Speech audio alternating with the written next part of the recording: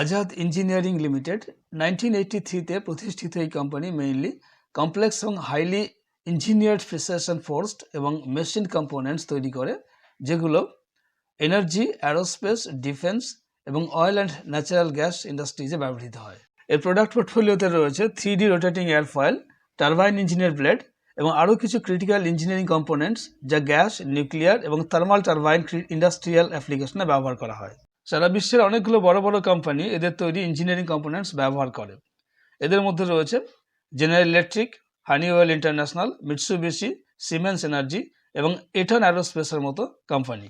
Azad engineering limited USA, China, Europe, middle ইস্টের বিভিন্ন country এবং জাপান সহ সারা বিশ্বের প্রায় 15টা কান্ট্রিতে তাদের ইঞ্জিনিয়ারিং প্রোডাক্ট সেল করে। এদের রেভিনিউয়ের 89% আসে এক্সপোর্ট থেকে। হায়দ্রাবাদ এবং তেলেঙ্গানাতে 4টি ম্যানুফ্যাকচারিং ইউনিট আছে। এছাড়া আগামীতে আরও 2টি নতুন ম্যানুফ্যাকচারিং ইউনিট খুলবে, যার মধ্যে একটি শুধুমাত্র মিৎসুবিশি ইন্ডাস্ট্রিজের জন্যই ইঞ্জিনিয়ারিং কম্পোনেন্টস তৈরি করবে।